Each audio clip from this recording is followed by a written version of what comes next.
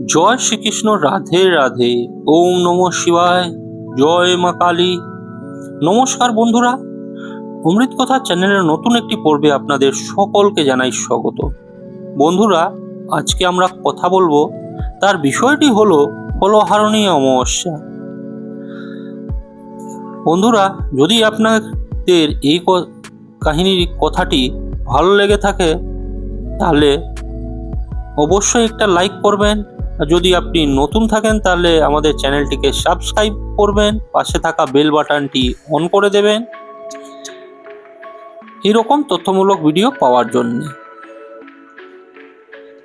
যে অমাবস্যাকে বছরের অন্যতম জাগ্রত অমাবস্যা হিসেবে অভিহিত বলা হয় সেটি হলো ফলহারণী অমাবস্যা।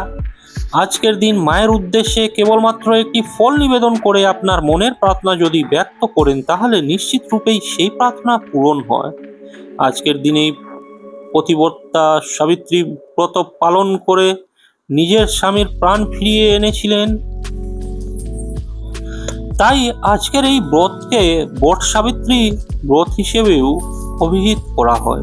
বন্ধুরা, আজ যদি মায়ের উদ্দেশ্যে পূজা নিবেদন করে থাকেন বা এই ব্রত পালন করে থাকেন তাহলে আজকের দিনে অবশ্যই ফলহারণী অমাবস্যার এই ব্রতকথা, যা বট সাবিত্রী ব্রতকথা নামেও পরিচিত, সেটি একবার হলেও শ্রবণ করতে হয়। আশা করি দর্শক বন্ধুরা আজকের এই ব্রতকথাটি শ্রবণ করে আপনাদের ভালো লাগবে। শুরু করছি ফলহারণী অমাবস্যার ব্রতকথা তথা বট সাবিত্রীর ব্রতকথা। ওম নমো সর্বমঙ্গলা মাঙ্গলে শিবে সর্বার্থ সাধিকে স্বর্ণে ত্রম্বকে গৌরী নারায়ণী নমস্তুতে। জয় মা কালী। বহু প্রাচীন কালে মন্দ্রদেশে অশ্বপতি নামে এক নিষ্ঠাবান রাজা ছিলেন। এই রাজার পুণ্যের ফলে একদিন দেবর্ষি নারদ তার রাজসভায় এসে উপস্থিত হলেন। সেই সময় রাজা অশ্বপতি খুবই চিন্তিত ছিলেন। নারদ রাজাকে তার চিন্তার কারণ জিজ্ঞাসা করলেন। রাজা বললেন, আজ কিছুদিন হলো মন্ত্রী ও সেনা সামন্তদের সঙ্গে দিয়ে সাবিত্রীকে দেশ ভ্রমণ পাঠিয়েছি, কিন্তু কোনো খবর না পাওয়ায় চিন্তা হচ্ছে। নারদ তখন বললেন, কিন্তু মা সাবিত্রীর বিয়ের কি ব্যবস্থা করেছেন মহারাজ?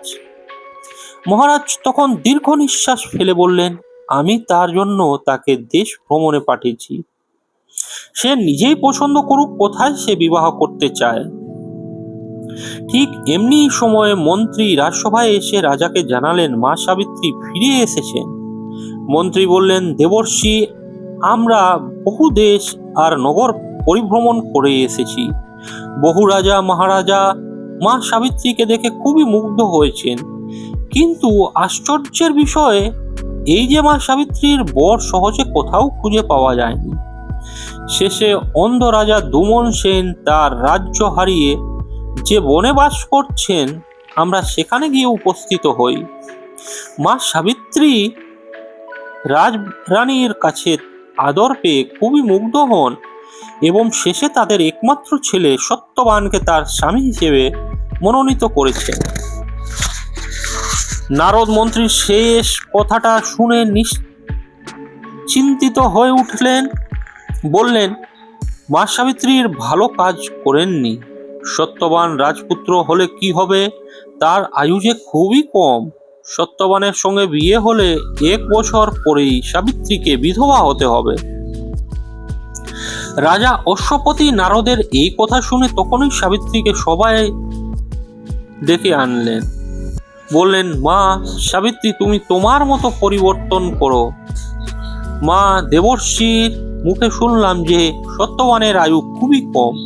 তার হাতে তোমাকে দিলে তোমাকে বৈধব্যই যন্ত্রণা ভোগ করতে হবে। আমি তা দেখতে পারবো না।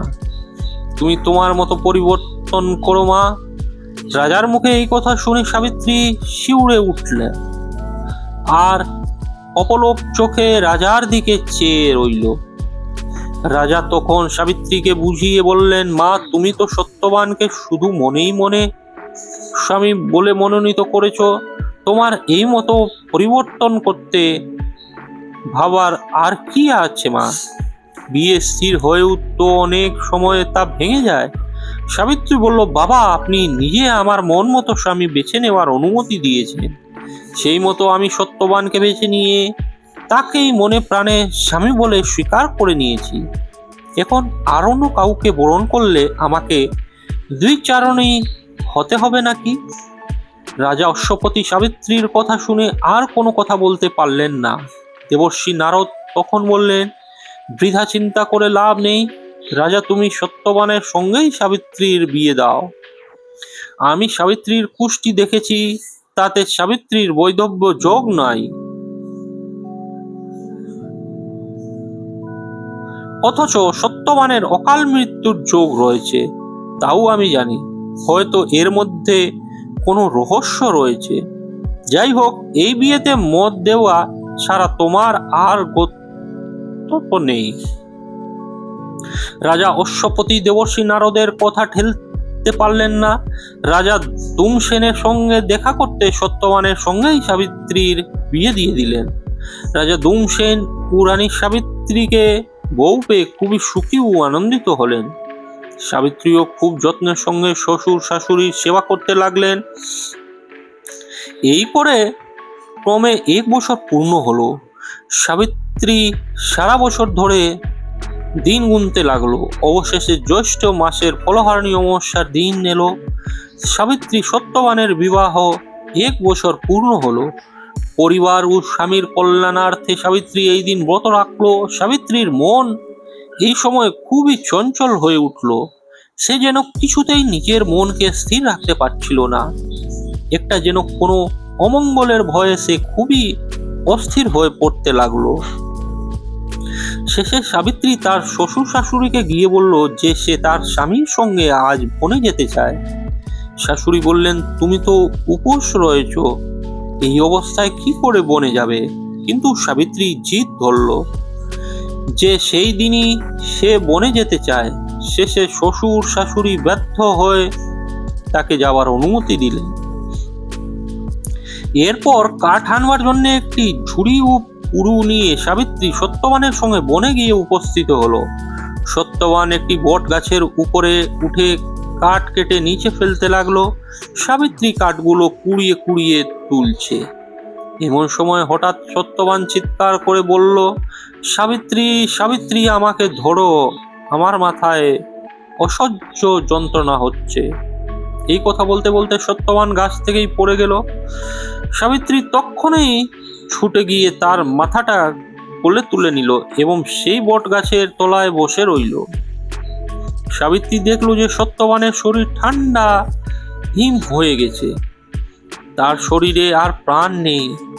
তখন সাবিত্রী আর ধৈর্য ধরতে পারল না, চিৎকার করে কাঁদতে লাগলো। ক্রমে সন্ধ্যা উত্তীর্ণ হলো, আর ঠিক সেই সময় এক নীলবর্ণ মূর্তির আবির্ভাব হলো সাবিত্রীর সামনে। সাবিত্রী সেই মূর্তিকে দেখে জিজ্ঞাসা করলেন, কে আপনি? নিশ্চয়ই কোনো মহাপুরুষ আমাকে সাহায্য করতে এসেছেন। তখন সেই মূর্তি বলল, পৃথিবীতে আমি ধর্মরাজ যম নামে পরিচিত। মৃত্যুর অধিপতি আমি। নিয়তি ও কর্মফল অনুসারে জীবের মৃত্যু হয় এবং তার প্রাণ গ্রহণ করবার জন্য আমাকে আসতে হয়। কর্মফল অনুসারে সত্যবানের মৃত্যুর সময় হয়েছে। তুমি সত্যবানের দেহ মাটিতে নামিয়ে দিয়ে দূরে সরে যাও, আমি এর প্রাণ নিয়ে চলে যাব।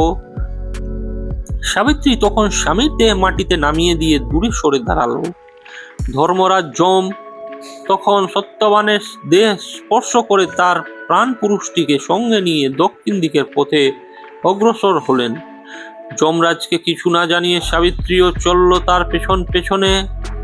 কিছু দূর গিয়ে যম দেখলেন সাবিত্রীও তার পিছু পিছু আসছে। তখন যম বললেন, সাবিত্রী, তুমি কেন আসছো আমার সঙ্গে? আমি যেখানে যাব সেখানে মানুষ যেতে পারে না, যাও, তুমি ঘরে ফিরে যাও।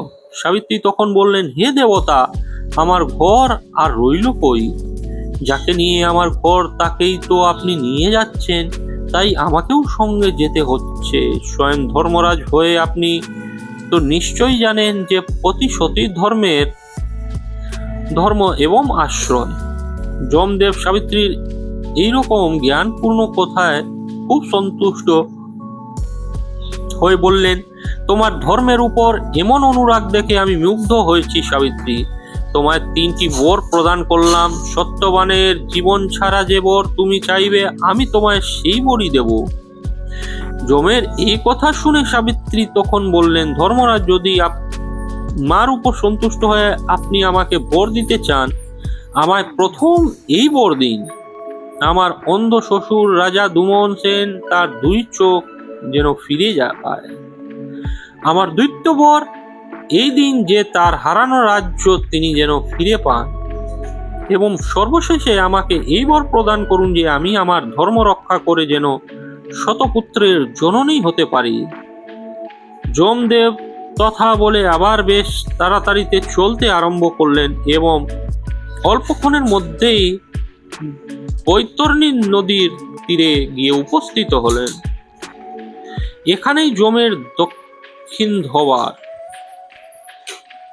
এইখানে এসে ফিরে চাইতে যম দেখলেন তখনও সাবিত্রী তার সঙ্গে আছে। যম খুব আশ্চর্য হয়ে সাবিত্রীকে বললেন, তুমি এই বৈতরণী তীর পর্যন্ত কেমন করে এলে সাবিত্রী? মানুষ তো এখানে আসতে পারে না, তুমি এখনো কেন আমার সঙ্গে আসছো? সাবিত্রী বলল, ধর্মরাজ, যে ধর্মকে আশ্রয় করে এমন কোন জায়গা ত্রিভুবন নেই সেখানে সে যেতে পারে না। আমি এতদূর পর্যন্ত এসেছি শুধু একটা কথা জানার জন্য, যে জানি আপনি আপনার কোনো কথা কখনো বৃথা যায় না, কিন্তু আমার শতপুত্রের জননী হওয়ার বর দিয়েছেন, অথচ আমার স্বামীকে নিয়ে চলে যাচ্ছে। স্বয়ং ধর্মরাজও কি তার ধর্ম ভুলে গেছেন? এই কথায় যমদেব লজ্জিত হয়ে বললেন, সাবিত্রী, আজ তুমি যথার্থই ধর্মকে পরাস্ত করে তাকেও ধর্ম শিক্ষা দিয়েছ। ধন্য তুমি সাধ্যে সতী। এই আমি তোমার স্বামীর প্রাণ পুরুষ ফিরিয়ে দিলাম। যাও যাও মা, তোমার স্পর্শ পেয়ে সত্যবান আবার জীবন ফিরে পাবে। আজ থেকে জগতে তোমার আদর্শ নিয়ে বট সাবিত্রীর ব্রত পালন করব। যে স্ত্রীলোক উপোস করে আজকের দিনে নিষ্ঠার সঙ্গে এই ব্রত পালন করবে তাকে বৈধব্য যন্ত্রণা কখনো ভোগ করতে হবে না। আশা করি দর্শক বন্ধুরা আজকের এই ব্রত কথাটি শ্রবণ করে আপনাদের ভালো লেগেছে। কোনো প্রশ্ন বা মতামত থাকলে নিচে কমেন্ট বক্সে অবশ্যই জানাবেন। সকলে ভালো থাকুন, সুস্থ থাকুন, এই কামনা করে আজকের ভিডিও এখানেই শেষ করলাম। নমস্কার, ধন্যবাদ।